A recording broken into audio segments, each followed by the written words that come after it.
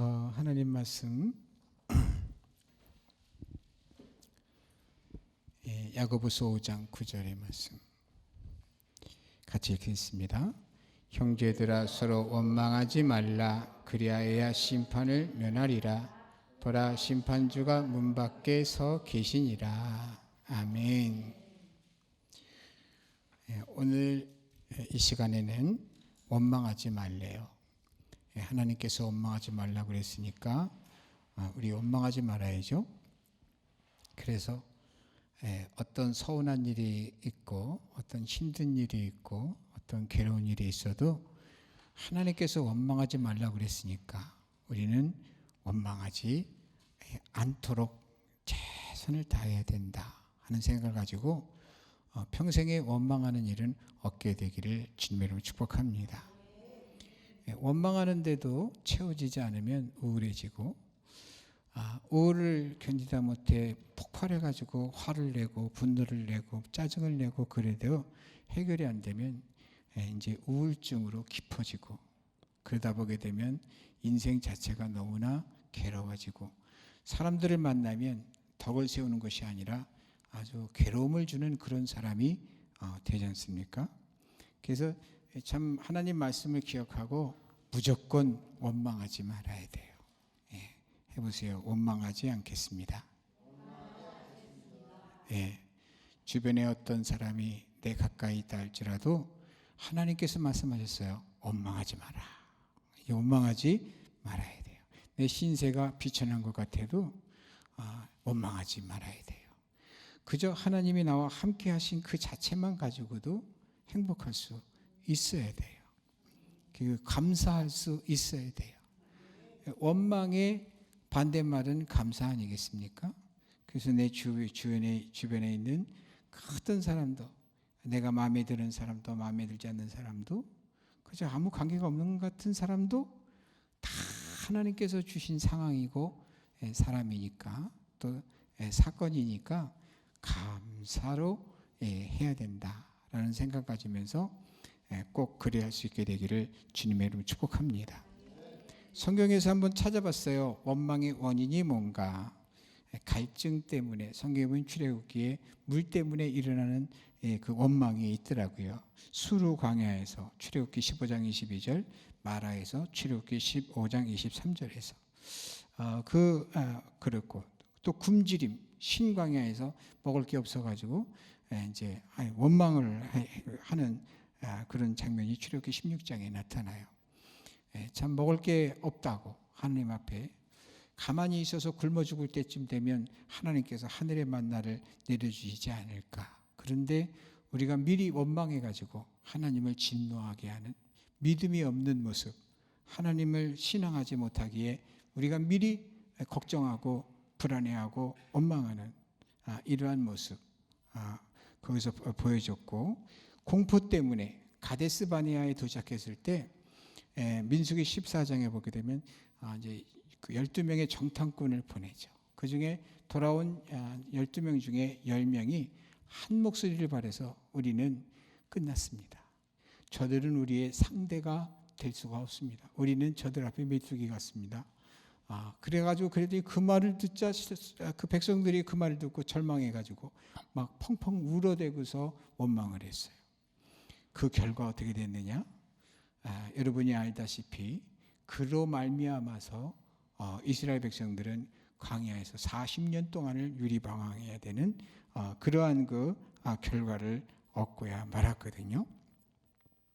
또 한 군데는 여호수아 9장에 나오는데 그 기브온 족속들이 지혜를 짜내 가지고서 그래 가지고서는 이제 그 여호수아를 와 그 지도자들을 속여요.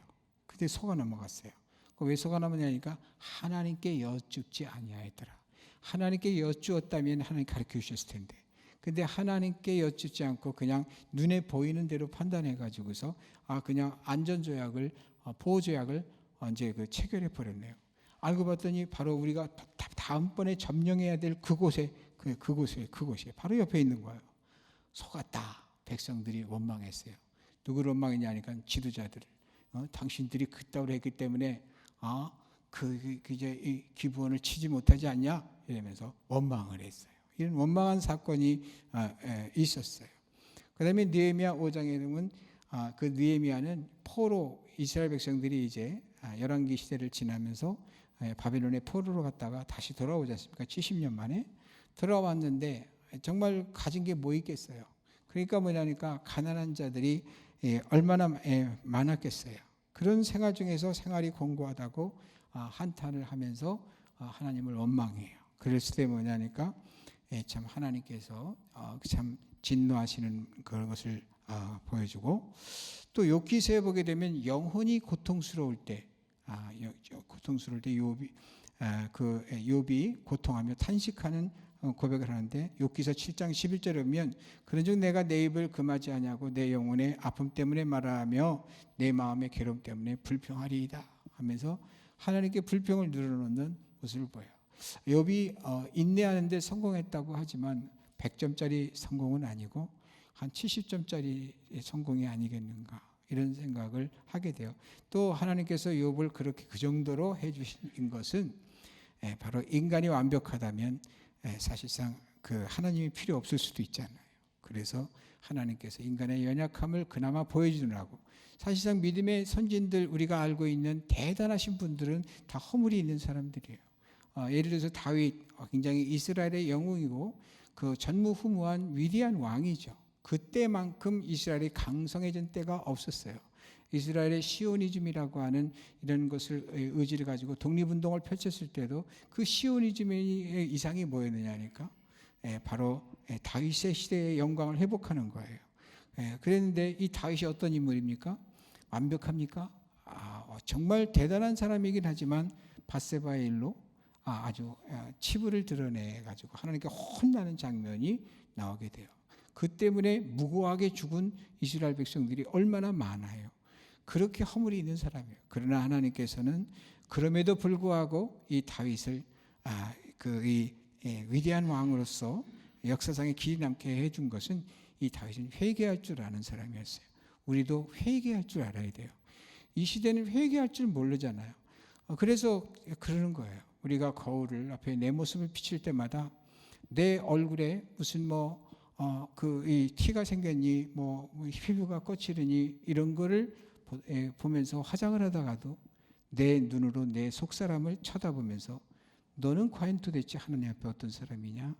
너는 어떻게 살고 있지? 하고 한번 질문해 보면서 가슴속에 내 양심이 나를 가르쳐주는 대로, 거기서 허물이 있다면 하나님 잘못했어요, 용서해 주세요 하는 이런 삶을 살 수 있어야 된다는 거죠.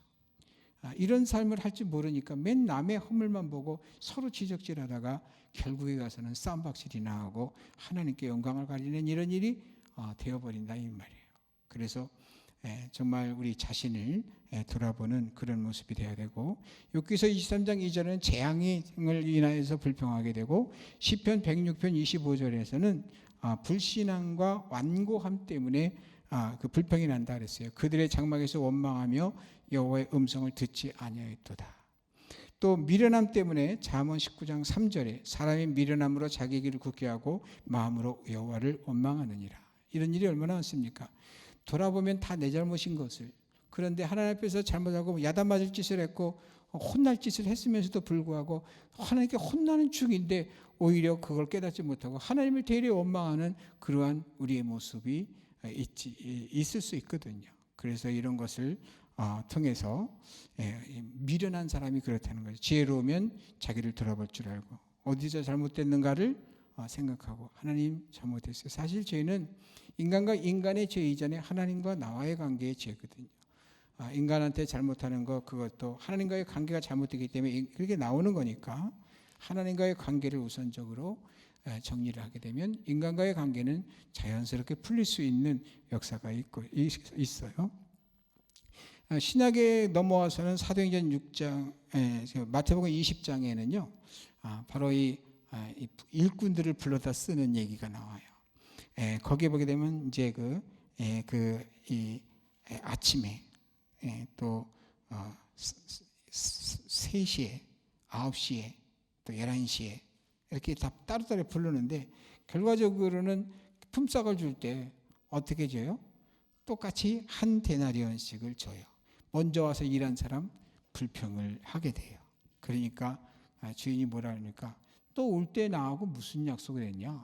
너 오늘 일하면 내가 한 데나리온 주겠다고 약속하고 왔잖냐? 나 잘못 없다. 너 그런 약속을 하고 오지 않았느냐? 이렇게 하면서 뭐냐면 그 불평이 잘못됐음을 지적을 해요. 9시에 왔든 11시에 왔든 뭐 방금 전에 왔든 주인하고 계약하기 나름이잖아요. 그죠? 계약대로 하는 것인데 왜 불평을 하느냐는 거예요. 오늘날 이런 일들이 너무나 비일비재한 것 같아요. 어찌됐든 그런 불평을 하는 것을 나게 되고 사도행전 6장에는 참 믿음의 사람들이 은혜를 받고 나니까 너무 좋아요. 그러다 보니까 정말 이 세상의 진리를 알고 보니까 이 세상에 사는 모든 것들이 허무할 따름이에요.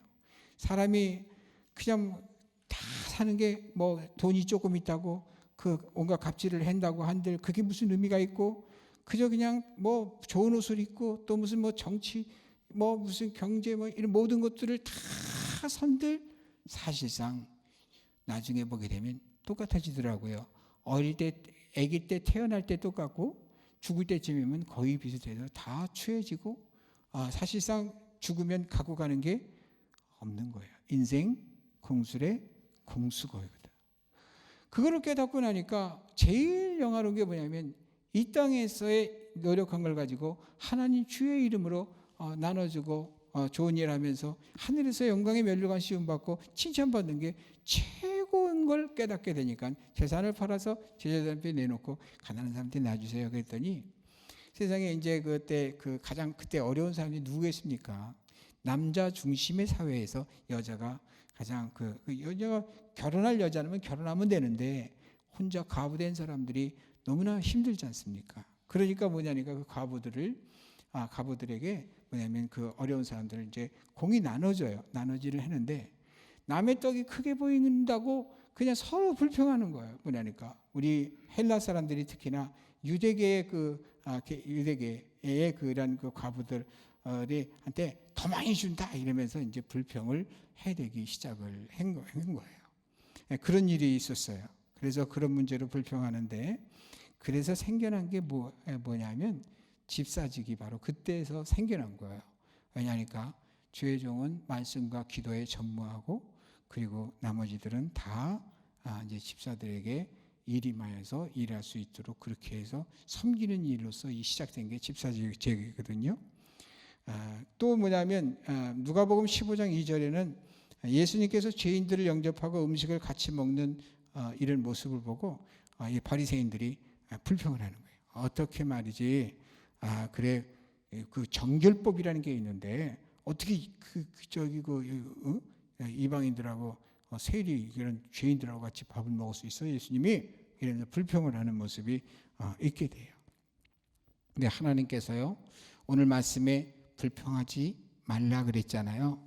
근데 레위기 19장 18절에도 원수를 갚지 말며 동포를 원망하지 말며 내 이웃을 사랑하기를 내 자신과 같이 사랑하라. 나는 여호와이니라. 동포를 원망하지 말라 말씀하셨고 고린도전서 10장 10절에도 그들 가운데 어떤 사람들이 원망하다가 멸망시키는 자에게 멸망하였나니 너희는 그들과 같이 원망하지 말라. 이렇게 했는데 이 고린도전서 10장 10절은 여러분한테 한번 퀴즈를 한번 내볼게요. 누구를 두고 한 얘기일까? 다시 읽어드릴게요. 그들 가운데 어떤 사람들이 원망하다가 멸망시키는 자에게 멸망하였나니 어떤 사람들이 원망하다가 멸망시키는 자에게 멸망하였나니 멸망시킨 자는 하나님이시거든요. 하나님께 멸망받았다. 원망하다가 멸망받은 사건이 구약 속에서 누구의 사건일까요?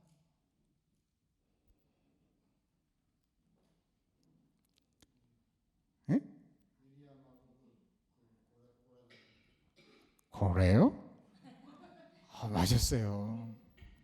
고라자손이 그냥 땅이 쫙 갈라져 갖고 그 원망하는 자들 때문에 그들의 족속들이 그냥 다 그냥 땅 속에 그냥 떨어져 버려, 다 죽어버렸어요. 네. 그러니까 결과가 민수기 16장 32절 33절에 이렇게 나오는 거거든요. 그래서 하나님께서 빌립보서 2장 14절에 모든 일을 원망과 시비가 없게 하라. 그러니까 원망하면 돼야 안 돼요? 이제부터 원망하지 마세요. 불평해도 안 되고 원망해도 안 되고 때문이야 이렇게 하지 마시란 말이죠. 핑계 대지 말고. 그 다음에 이제 야고보서 이제 그 오늘의 그 말씀 가운데서도 원망하지 말라. 심판을 면하리라. 보라 심판주가 문 밖에 서 계시느니라 하면서 원망하는 것을 주님께서는 아주 금하시고 계신다 하는 것을 생각하시면서 이제 우리가 하나님 말씀하시기를 뭐하지 말라? 원망하지 말라. 원망하지 말라.